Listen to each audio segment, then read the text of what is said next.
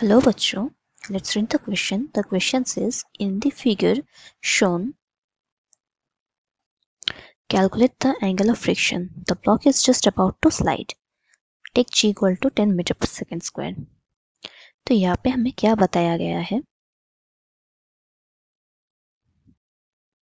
कि ये एक ब्लॉक है, ये एक ब्लॉक है 10 kg का, और यहाँ पे ग्रेविटेशनल फोर्स कौन सा डायरेक्शन में काम करेगा? इस डायरेक्शन में. ये क्या होगा?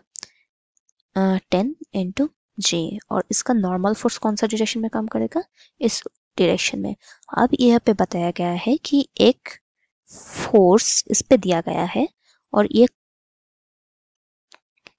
इस हॉरिजॉन्टल से 37 डिग्री एंगल पे दिया गया है और ये है 100 न्यूटन.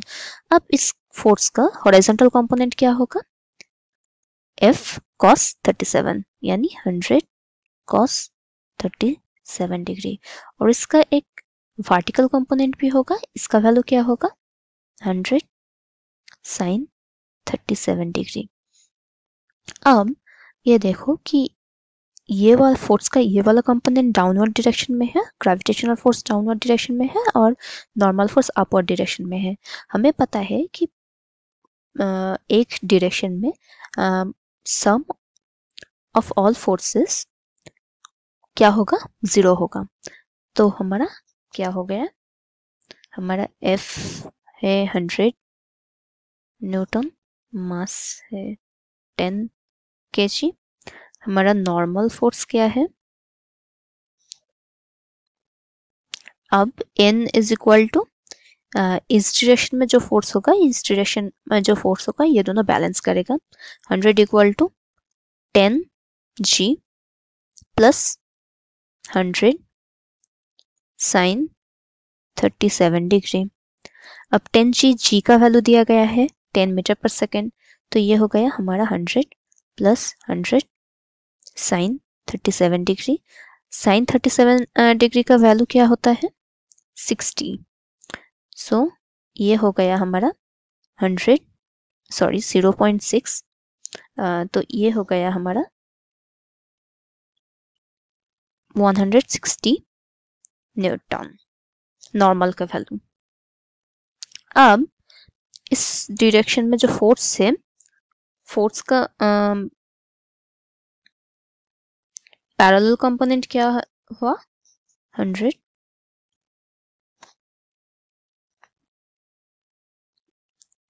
cos 37 degree. अब इसका वैल्यू क्या होगा? 79.8 न्यूटन. तो हमारा हॉरिजॉन्टल डायरेक्शन में फोर्स का कंपोनेंट होगा या ये. अब हमें क्या पता है कि अगर जिस डायरेक्शन में फोर्स हुआ, फ्रिक्शनल फोर्स किस डायरेक्शन में होगा? उसके ऑपोजिट डायरेक्शन में.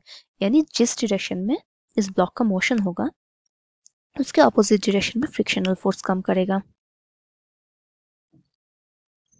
फ्रिक्शनल फोर्स क्या करता है? Opposite motion. तो हमारा फ्रिक्शनल फोर्स का फॉर्मूला क्या है? Mu into N. तो हमारा ये जो फोर्स है, ये पैरेलल जो कंपोनेंट है, ये इसका ऑपोजिट होगा. तो फ्रिक्शनल फोर्स इस डायरेक्शन में होगा. तो ये हो गया हमारा 79.8. अब यहाँ से हमारा म्यू का वैल्यू क्या होगा? 79.8 बाई नॉर्मल फोर्स क्या है? 160 इज इक्वल टू 0.5. अब म्यू का वैल्यू यानी कोएफिशिएंट ऑफ फ्रिक्शनल फोर्स का वैल्यू हो गया 0.5.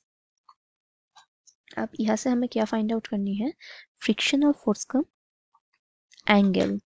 तो हमें क्या पता है? एंगल ऑफ फ्रिक्शन और म्यू का रिलेशन क्या है? Mu is equal to tan theta. अब थीटा क्या है? Angle of friction. तो यहाँ से थीटा का वैल्यू क्या है? tan inverse 0.5.